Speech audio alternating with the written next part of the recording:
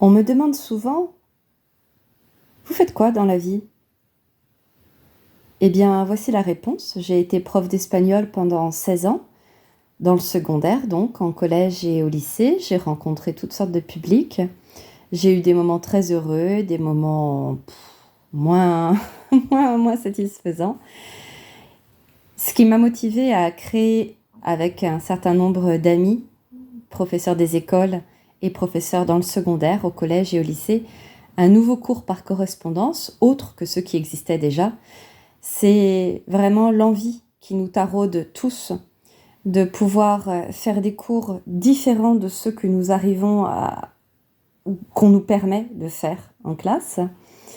Donc, qui respectent les programmes scolaires, mais qui peuvent aussi s'abstraire un peu des programmes scolaires et surtout des modes éducatifs, et qui nous permettent d'aller le plus possible au fond des choses, être clair, synthétique, efficace, et d'entretenir vraiment la curiosité naturelle de nos élèves, d'aller le plus loin possible avec eux sans anticiper, sans déflorer les programmes des années à venir. Il y a tant et tant de sujets qui ne sont jamais traités ni dans le primaire ni dans le secondaire qu'on peut vraiment se faire plaisir tout en respectant les programmes officiels.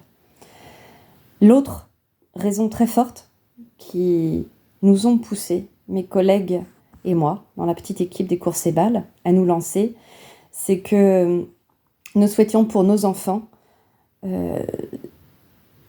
qu'ils reçoivent le plus souvent possible des cours tels que ceux que nous écrivons. Voilà. Donc encore une fois, des cours clairs, efficaces, qu'on ne passe pas le réveillon sur tel ou tel sujet si on peut l'expliquer et le faire comprendre aux enfants vite, simplement, efficacement, qu'ils retiennent bien, qu'ils comprennent bien, qu'ils sachent bien appliquer et que ça reste durablement disponible dans leur mémoire. Eh bien, pourquoi s'en priver? Et pourquoi passer des séances et des séances et des séances, des demi-heures, des heures de cours à traiter un sujet qu'ils peuvent maîtriser beaucoup plus facilement et beaucoup plus efficacement. Voilà. Et puis surtout, pourquoi les priver d'une très bonne culture générale au motif que il y a un programme scolaire à respecter, qu'on est dans des contraintes de groupe, que le groupe avance plus ou moins vite en fonction des années, en fonction des enseignants, en fonction des classes. Nous souhaitions vraiment que nos enfants puissent, sur le temps où ils étaient en train d'étudier, que ce soit à l'école ou à la maison, qu'ils puissent vraiment se constituer une culture générale de base très approfondie.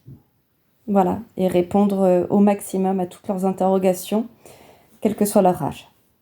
Voilà, si c'est une interrogation qui sort à 4 ans, eh bien on y répond du mieux possible. Si c'est une interrogation la même interrogation qui va être posée de nouveau à 8 ans, on peut aller encore un peu plus loin dans nos explications, mais en tout cas, on n'aura pas refusé à l'enfant de 4 ans de rien lui dire au motif que, il avait que 4 ans, il avait du temps devant lui. Voilà, on essaye vraiment de porter sur l'enfant un regard qui est plein de confiance dans ses capacités, même si tous les profils d'enfants sont imaginables. Porter ce regard plein de confiance sur ses capacités, ne pas chercher, même quand on a affaire à des enfants doués, voilà, visiblement très doués, intelligents, drôles, vifs, qui apprennent facilement, qui ont, comme on dit, des facilités, qui ont une bonne mémoire, ne pas chercher à en faire des bêtes de scène, ou j'oserais dire des bêtes de foire, ne pas les pousser, ne pas les surstimuler, mais les nourrir, en revanche, ça oui, les nourrir à la hauteur de ce qu'ils espèrent et de ce qu'ils attendent, et ne pas les sous-alimenter. Voilà, ça c'est vraiment très important pour nous au cours Cébal, ne pas les sous-alimenter, ne pas non plus les surstimuler. Trouver un vrai juste milieu qui soit ambitieux et respectueux de ce qu'on pense